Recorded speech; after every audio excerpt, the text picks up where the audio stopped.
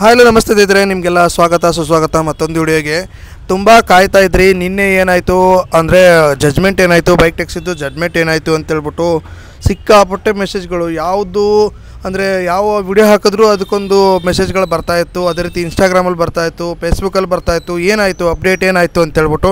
ನನಗೂ ಕೂಡ ಅಪ್ಡೇಟ್ ಸಿಗೋದು ಸ್ವಲ್ಪ ಲೇಟ್ ಆಯಿತು. ಅದು ಇಲ್ಲದೆ ಬೇರೆ ಬೇರೆ ಕೆಲಸಗಳಿತ್ತು, ಅದಕ್ಕೋಸ್ಕರ ಅಪ್ಡೇಟ್ ಕೊಡೋಕ್ಕಾಗಿರಲಿಲ್ಲ. ಇವಾಗ ಏನೇನಾಯಿತು ಅಂತೇಳ್ಬಿಟ್ಟು ಅಪ್ಡೇಟ್ನ ನಾನು ನಿಮಗೆ ಕೊಡ್ತಾಯಿದ್ದೀನಿ. ಏನಪ್ಪ ಅಂದರೆ ಬೈಕ್ ಟ್ಯಾಕ್ಸಿ ಅಗ್ರಿಗೇಟರ್ ಕಡೆಯಿಂದ ಅರುಣ್ ಕುಮಾರ್ ಅವರು ವಾದ ವಿವಾದಗಳನ್ನ ಮಂಡಿಸಿದ್ದಾರೆ.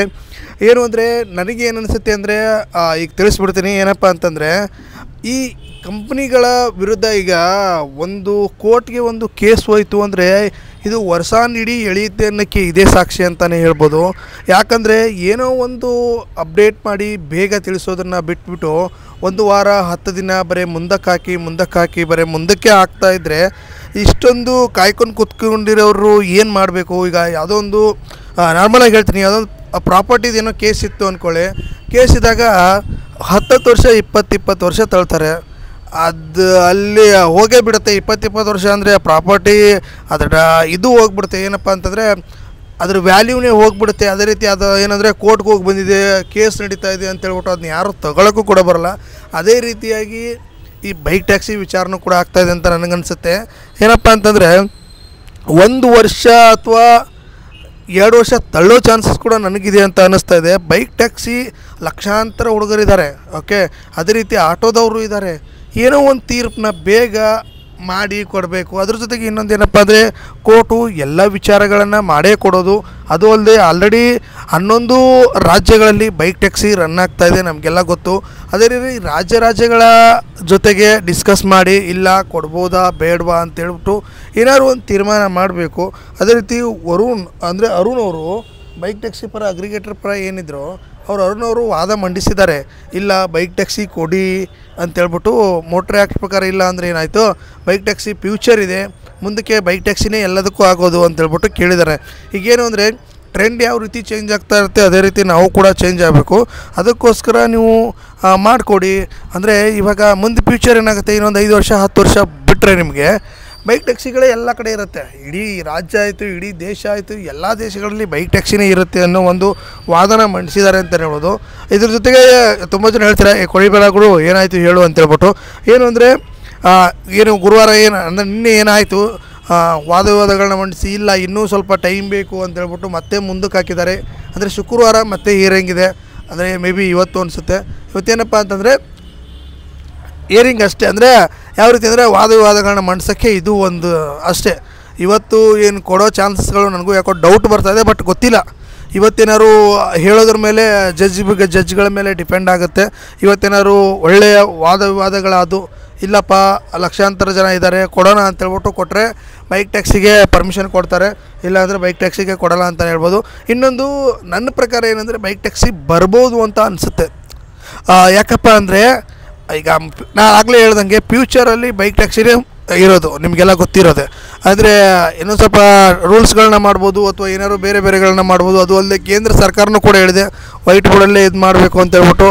ಮತ್ತು ಇನ್ನೊಂದು ಏನು ಅಂದರೆ ಆಲ್ರೆಡಿ 11 ರಾಜ್ಯಗಳಲ್ಲಿ ಕೊಟ್ಟಿದ್ದಾರೆ. ಅದ್ರ ಜೊತೆಗೆ ಏನಪ್ಪ ಅಂದರೆ ಅದ್ರ ಜೊತೆಗೆ ನಮ್ಮದೊಂದು ರಾಜ್ಯ ಸೇರಿಕೊಳ್ಳುತ್ತೆ ಹೊರತು ಬೇರೆ ಏನೂ ಆಗೋಲ್ಲ. ಇಲ್ಲಪ್ಪ ಯಾವ ರಾಜ್ಯದಲ್ಲೂ ಕೊಟ್ಟಿಲ್ಲ, ಈ ರಾಜ್ಯ ಕೊಟ್ಟರೆ ಒಂದೇ ಏನೋ ವಾದ ವಿವಾದ ಅಥವಾ ಎಲ್ಲ ರಾಜ್ಯಗಳು ಮತ್ತೆ ಬೇಡಿಕೆಯನ್ನು ನೀಡುತ್ತೆ ಅನ್ನೋ ಆ ಥರ ಏನಿಲ್ಲ. ಆಲ್ರೆಡಿ ಕೆಲವೊಂದು ರಾಜ್ಯಗಳಲ್ಲೆಲ್ಲ ಬೈಕ್ ಟ್ಯಾಕ್ಸಿ ರನ್ ಆಗ್ತಾಯಿದೆ.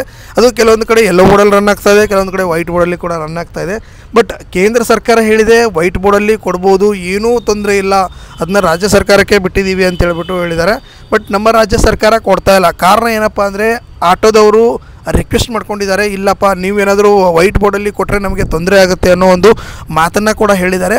ಬಟ್ ಇನ್ನೊಂದೇನು ಅಂದರೆ ಯೆಲ್ಲೋ ಬೋರ್ಡಲ್ಲಿ ಕೊಡ್ಬೋದು, ಬಟ್ ಯೆಲ್ಲೋ ಬೋರ್ಡಲ್ಲಿ ಕೊಡೋಕ್ಕೆ ಮೋಟ್ರ್ ಆ್ಯಕ್ಟ್ ಪ್ರಕಾರ ಅದು ಪರ್ಮಿಷನ್ ಇಲ್ಲ. ಅಂದರೆ ಯೆಲ್ಲೋ ಬೋರ್ಡ್ ಮಾಡಿಕೊಡೋಕ್ಕೆ ಏನಂದರೆ ಬೈಕ್ ಟ್ಯಾಕ್ಸಿಗೆ ಪರ್ಮಿಷನ್ ಇಲ್ಲ ಅಂದಮೇಲೆ ಯೆಲ್ಲೋ ಬೋರ್ಡ್ ಹೇಗೆ ಮಾಡಿಕೊಡ್ತಾರೆ? ಅದು ಅಲ್ಲದೆ ಯೆಲ್ಲೋ ಬೋರ್ಡ್ ಮಾಡಿದ್ರೆ ಫಿಲ್ಟರ್ ಆಗುತ್ತೆ. ಇವಾಗ ಎಷ್ಟು 1 ಲಕ್ಷ ಏನೋ 1.5 ಲಕ್ಷ ಜನ ಇದ್ದಾರೆ ಬೈಕ್ ಟ್ಯಾಕ್ಸಿ ಮಾಡೋರು ಅಂತ ಹೇಳ್ತಾರಲ್ಲ, ಅದರಲ್ಲಿ ಎಷ್ಟೊಂದು ಜನ ಫಿಲ್ಟರ್ ಆಗ್ತಾರೆ. ಯಾಕಂದರೆ ಇದಕ್ಕೆ ಹೋಗೋರು ಇರ್ತಾರೆ, ಆಫೀಸ್ಗೆ ಹೋಗೋರು ಇರ್ತಾರೆ, ಇಲ್ಲಾಂದರೆ ಕಾಲೇಜ್ಗೆ ಹೋಗೋರು ಇರ್ತಾರೆ. ಅವ್ರಿಗೆಲ್ಲನೂ ಕೂಡ ಯೆಲ್ಲೋ ಬೋರ್ಡ್ ಮಾಡ್ಸೋಕ್ಕಾಗಲ್ಲ. ಅದೇ ರೀತಿ ಏನು ಅಂದರೆ ಅಂದರೆ ಯಾವುದೋ ಒಂದು ಇದನ್ನು ಹಾಕೋಬೇಕಾಗತ್ತೆ, ಯಾವುದೊಂದು ಯೂನಿಫಾರ್ಮ್ ಹಾಕೋಬೇಕಾಗತ್ತೆ, ಪರ್ಮಿಟ್ ಮಾಡಬೇಕಾಗತ್ತೆ, ಅದಕ್ಕೆ ಆದ ಸಿಕ್ಕಾಪಟ್ಟೆ ಖರ್ಚುಗಳಾಗುತ್ತೆ. ನಾನು ಮಾಡೋದೇ ಪಾರ್ಟ್ ಟೈಮು, ಇದನ್ನೆಲ್ಲ ಏನಕ್ಕೆ ಹಾಕ್ಕೊಳ್ಳಿ ಅಂತೇಳ್ಬಿಟ್ಟು ಅದು ಕೂಡ ಮಾತುಗಳು ಬರುತ್ತೆ. ಅದಕ್ಕೋಸ್ಕರ ಸಿಕ್ಕಾಪಟ್ಟೆ ಫಿಲ್ಟ್ರಾಗಿ ಏನಾಗ್ತಾರೆ ಅಂದರೆ 1 ಲಕ್ಷ ಇರೋ ಜಾಗದಲ್ಲಿ 5,000 10,000 ಜನ ಬೈಕ್ ಟ್ಯಾಕ್ಸಿ ಮಾಡೋಕ್ಕೆ ಬರ್ತಾರೆ. ಆವಾಗ ಏನಾಗುತ್ತೆ ಅಂದರೆ ಕಂಪ್ನಿಯವ್ರಿಗಾಯಿತು, ಅದೇ ರೀತಿ ಬೆಂಗಳೂರು ಈಗಿನ ಟ್ರಾಫಿಕ್ಕಲ್ಲಿ 5,000 ಜನನ ತಗೊಂಡು ಯೂಸ್ ಇಲ್ಲ, ಕಂಪ್ನಿಯವ್ರಿಗೂ ಯೂಸ್ ಇಲ್ಲ, ಅದೇ ರೀತಿ ಬೈಕ್ ಟ್ಯಾಕ್ಸಿ ಬುಕ್ ಮಾಡೋರಿಗೂ ಕೂಡ ಯೂಸ್ ಇಲ್ಲ. ಅಂದರೆ ಇವಾಗ ಯಾರೆಲ್ಲ ಬುಕ್ ಮಾಡ್ತಾ ಇದ್ದಾರಲ್ಲ ಕಸ್ಟಮರ್, ಅವ್ರಿಗೂ ಯೂಸ್ ಇಲ್ಲ. ಯಾಕಂದರೆ ಬೈಕ್ ಟ್ಯಾಕ್ಸಿಗೆ ಟ್ರೈ ಮಾಡ್ತಾರೆ, ಬುಕ್ಕೇ ಆಗೋಲ್ಲ. ಯಾಕಂದರೆ 5,000 ಜನನ ಎಲ್ಲಿ ಅಂತ ಹಾಕ್ಬೇಕಾಗತ್ತೆ. ಆ ಮೂಲೆಗೆ ಒಬ್ಬಿರ್ತಾನೆ, ಈ ಮೂಲೆಗೆ ಒಬ್ಬಿರ್ತಾನೆ, ಎಲ್ಲ ಕಡೆ ಇದ್ದರು ಒಂದು ಏರಿಯಾದಲ್ಲಿ ಮಿನಿಮಮ್ ಅಂದರೂ 4-5 ಜನ ಇರ್ತಾರೆ. ಅವರು ಆರ್ಡ್ರಲ್ಲಿ ಇದ್ಬಿಟ್ರೆ 1 ಅವರ್ ಆದರೂ ನಮಗೆ ಬೈಕ್ ಟ್ಯಾಕ್ಸಿ ರನ್ ಅಂದರೆ ಯಾರಾದರೂ ಕಸ್ಟಮರ್ ಬುಕ್ ಮಾಡಿದ್ರೆ ಸಿಗೋಲ್ಲ. ಈಗ ಲಕ್ಷಾಂತರ ಜನ ಇದ್ದರೆ ಕೆಲವೊಂದು ಸತಿ ನಮಗೆ ಬೈಕ್ಗಳು ಸಿಗ್ತಾ ಇರಲಿಲ್ಲ ಮುಂಚೆ, ಈ ಥರ ಆಗಿಬಿಡುತ್ತೆ. ಅದಕ್ಕೆ ಬೇಡ, ವೈಟ್ ಬೋರ್ಡಲ್ಲೇ ಕೊಡಿ ಅಂತೇಳ್ಬಿಟ್ಟು ತುಂಬ ಜನರ ವಾದ ಕೂಡ ಇತ್ತು. ಬಟ್ ನೋಡಬೇಕು ಶುಕ್ರವಾರ ಏನಾಗುತ್ತೆ. ಮತ್ತು ಶುಕ್ರವಾರ ಏನಂದರೆ ವಾದಂಗೆ ಮೇಲ್ವಿಚಾರಣೆ ಮಾಡ್ತೀನಿ ಅಂತ ಹೇಳ್ಬಿಟ್ಟು ಶುಕ್ರವಾರ ಹೇಳಿದ್ದಾರೆ. ನೋಡಬೇಕು, ಶುಕ್ರವಾರ ಮೇ ಬಿ ಇವತ್ತೇ ಅನಿಸುತ್ತೆ. ನಿನ್ನೆ ಹೇಳಿದ್ದಾರೆ ಅಂದರೆ ಶುಕ್ರವಾರ ಇವತ್ತೇ ಇರುತ್ತೆ ಆಲ್ಮೋಸ್ಟು. ನೋಡೋಣ, ಇವತ್ತೇನಾದ್ರು ಅಪ್ಡೇಟ್ ಬಂದರೆ ನಿಮಗೆ ತಿಳಿಸ್ಕೊಡ್ತೀನಿ. ಏನಾದ್ರು ಅಪ್ಡೇಟ್ ಬಂದರೆ. ಅರುಣ್ ಕುಮಾರ್ ಅವರು ಅಷ್ಟು ಹೇಳಿದ್ದಾರೆ. ಅದೇ ರೀತಿ ಜಡ್ಜ್ಮೆಂಟು ಇನ್ನೂ ಯಾಕೋ ನಮಗೆ ಲೇಟ್ ಆಗುತ್ತೆ, ಅದ್ರ ಲೇಟ್ ಆದರೂ ಲೇಟೆಸ್ಟಾಗಿ ಬರುತ್ತೆ ಅಂತೇಳ್ಬಿಟ್ಟು ಮಾಹಿತಿಗಳು ಕೂಡ ಇದೆ. ನೋಡೋಣ. ಬೈಕ್ ಟ್ಯಾಕ್ಸಿಯವರು ನಾವು ಬಿಡಲ್ಲ. ಅಂದರೆ ಬೈಕ್ ಟ್ಯಾಕ್ಸಿ ಓಡಿಸೋರಾಯಿತು. ಈಗಿನ ನಮ್ಮ ಬೆಂಗಳೂರಿನ ಜನತೆ ಏನು ಹೇಳ್ತಾ ಇದ್ದಾರೆ ಅಂದರೆ ಬೈಕ್ ಟ್ಯಾಕ್ಸಿ ಬೇಕು, ಬೈಕ್ ಟ್ಯಾಕ್ಸಿ ಒಳ್ಳೆಯದು, ಕರ್ನಾಟಕಕ್ಕೆ ಬೈಕ್ ಟ್ಯಾಕ್ಸಿನೇ ಫ್ಯೂಚರು ಅಂತ ಕೂಡ ಹೇಳ್ತಾ ಇದ್ದಾರೆ. ಅದಕ್ಕೆ ಕಾದು ನೋಡಬೇಕಾಗಿದೆ. ತುಂಬ ಜನ ನಂಗೆ ಮೆಸೇಜ್ ಕೂಡ ಮಾಡ್ತಾಯಿದ್ರಿ, ಇಲ್ಲ ಬೈಕ್ ಟ್ಯಾಕ್ಸಿ ಇಲ್ಲ ಅಂದರೆ ನಮ್ಗೆ ಆಗ್ತಾಯಿಲ್ಲ, ಈ ಬೈಕ್ ಟ್ಯಾಕ್ಸಿ ಯಾವತ್ತು ಸ್ಟಾಪ್ ಆಗಿದೆ ಅವತ್ತಿಂದ ನಾವು ವರ್ಕೇ ಮಾಡ್ತಾಯಿಲ್ಲ, ಸಿಕ್ಕಾಪಟ್ಟೆ ತೊಂದರೆ ಆಗ್ತಾಯಿದೆ, ನಮಗೆ ಕಮಿಟ್ಮೆಂಟ್ಸ್ ಇದೆ, ನಾವು ಬೈಕ್ ಟ್ಯಾಕ್ಸಿ ಇದೆ ಅಂತೇಳಿ ನಂಬ್ಕೊಂಡ್ಬಿಟ್ಟು ನಾವು ಸಿಕ್ಕಾಪಟ್ಟೆ ಕಮಿಟ್ಮೆಂಟ್ಸ್ನ ಒಪ್ಕೊಂಡ್ಬಿಟ್ಟಿದ್ದೀವಿ. ಈಗ ಬೈಕ್ ಟ್ಯಾಕ್ಸಿ ಇಲ್ಲ ಅಂದರೆ ಒಂದೇ ಸತಿಗೆ ನಮಗೆ ಆಗ್ತಾಯಿಲ್ಲ, ಏನು ಮಾಡೋದು ಅಂತೇಳ್ಬಿಟ್ಟು ತುಂಬ ಕಮೆಂಟ್ಸ್ಗಳು ಕೂಡ ಬರ್ತಾಯಿದೆ. ನನಗೂ ಕೂಡ ಹಾಗೆ ಅನ್ನಿಸ್ತು. ಮುಂಚೆನೇ ಒಂದು ನೋಟಿಸ್ಗೆ ಇಟ್ಟಿಸ್ಕೊಟ್ಟು, ಇಲ್ಲಪ್ಪ 1 ತಿಂಗಳು 2 ತಿಂಗಳು ನಿಮ್ಮ ಬೈಕ್ ಟ್ಯಾಕ್ಸಿನ ಸ್ಟಾಪ್ ಮಾಡ್ತೀವಿ, ಅಷ್ಟರಲ್ಲಿ ನೀವು ಬೇರೆ ಏನಾದರೂ ನೋಡ್ಕೊಳ್ಳಿ ಅನ್ನೋ ಮಾತು ಕೂಡ ಬರಬೇಕಾಗಿತ್ತು. ಬಂದಿಲ್ಲ. ಅದಕ್ಕೆ ನಾನು ಹೇಳೋದೇನಪ್ಪ ಅಂದರೆ ಆಲ್ರೆಡಿ ಬೈಕ್ ಟ್ಯಾಕ್ಸಿ ಮಾಡ್ತಾ ಇರೋರೆಲ್ಲನೂ ಸ್ವಿಗ್ಗಿ ಝೊಮ್ಯಾಟೋಗೆ ಬಂದಿದ್ದಾರೆ ಅಂತ ಒಂದು ಮಾತು ಕೂಡ ಇದೆ. ಅವರು ಸ್ವಿಗ್ಗಿ ಝೊಮ್ಯಾಟೋಗೆ ಬಂದಿದ್ದರಿಂದ ಸ್ವಿಗ್ಗಿ ಝೊಮ್ಯಾಟೋದಲ್ಲಿ ಆರ್ಡರ್ ಇಲ್ಲ. ಅದ್ರ ಜೊತೆಗೆ 15 ಅವರು 16 ಅವರ್ ಮುಂಚೆ ಏನು ನಮಗೆ 8 ಅವರ್ 9 ಅವರ್ ತೊಗೋತಿದ್ರು ಟಾರ್ಗೆಟ್ ರೀಚ್ ಮಾಡೋಕ್ಕೆ. ಇವಾಗ 14 ಅವರು 15 ಅವರ್ ತೊಗೋಬೇಕಾಗಿದೆ ಟಾರ್ಗೆಟ್ ರೀಚ್ ಮಾಡೋಕ್ಕೆ ಅಂತ ತುಂಬ ಮಾಹಿತಿಗಳು ಕೂಡ ಬರ್ತಾಯಿದೆ. ನಮ್ಮ ಸ್ನೇಹಿತರು ಕೂಡ ಹೇಳಿದ್ರು, ಇಲ್ಲಪ್ಪ ಇದಿಷ್ಟು ತೊಂದರೆ ಆಗ್ತಾಯಿದೆ, ಏನು ಮಾಡೋದು, ಈ ಕಡೆ ಆ ಕಡೆ ಬೈಕ್ ಟ್ಯಾಕ್ಸಿನೂ ಇಲ್ಲ, ಈ ಕಡೆ ಅಂದರೆ ಫುಡ್ ಡೆಲಿವರಿ ಮಾಡೋಣ ಅಂದರೆ ಫುಡ್ ಡೆಲಿವರಿಗೂ ತೊಂದರೆ ಆಗ್ತದೆ, ಏನು ಮಾಡೋಣ ಅಂತ ಹೇಳ್ಬಿಟ್ಟು. ಅದು ಅಲ್ಲದೆ ಬೇರೆ ಕೆಲಸಕ್ಕೆ ಏನಾದ್ರು ಹೋದರೆ ನಮಗೆ ಕೊಡೋದೇ 4,000 ಅಂದರೆ 15,000 18,000 ಕೊಡ್ತಾರೆ. ನಮ್ಮ ಕಮಿಟ್ಮೆಂಟ್ ಸಿಕ್ಕಾಪಟ್ಟೆ ಇದೆ. 15,000 18,000 ನಾವು ಫಸ್ಟು ಮನೆ ಬಾಡಿಗೆ ತುಂಬಕ್ಕೆ ಹೋಗುತ್ತೆ. ಬಟ್ ನಮ್ಮ ಜೀವನಕ್ಕೆ ಏನು ನೋಡ್ಕೊಳ್ಳೋಣ ಅಂತೇಳ್ಬಿಟ್ಟು ಕೇಳ್ತಾಯಿದ್ದಾರೆ. ಬಟ್ ನೋಡಬೇಕು ಇನ್ನೂ ಏನೇನಾಗುತ್ತೆ ಅಂತೇಳ್ಬಿಟ್ಟು. ನನಗೂ ಕೂಡ ಕುತೂಹಲ ಇದೆ, ಇಷ್ಟು ದಿವಸ ಕಾಯಿಸಬಾರ್ದು, ಏನಾದ್ರು ಒಂದು ಅಪ್ಡೇಟ್ ಬರಬೇಕು. ನೋಡೋಣ, ಇವತ್ತು ಮತ್ತೆ ಏನಾದ್ರು ಅಪ್ಡೇಟ್ ಬಂತು ಅಂದರೆ ನಿಮಗೆ ತಿಳಿಸ್ಕೊಡ್ತೀನಿ. ಯಾಕಪ್ಪ ಅಂತಂದರೆ ಕಾಯ್ತಾ ಇದ್ದೀರಾ ಎಷ್ಟೊಂದು ಅಂದರೆ ಎಷ್ಟು ಮೆಸೇಜ್ ಬರ್ತಾಯಿದೆ ಅಂದರೆ ನನಗೆ ಅಷ್ಟೊಂದು ಮೆಸೇಜ್ ಬರ್ತಾಯಿದೆ, ಏನಾಯಿತು ಅಪ್ಡೇಟು ಅಂತೇಳ್ಬಿಟ್ಟು. ಬಟ್ ಇವತ್ತೇನಾದರೂ ಮಾಹಿತಿ ಬರುತ್ತೇನೋ ಅಂತೇಳ್ಬಿಟ್ಟು ನಾನು ಕಾಯ್ತಾಯಿದ್ದೀನಿ.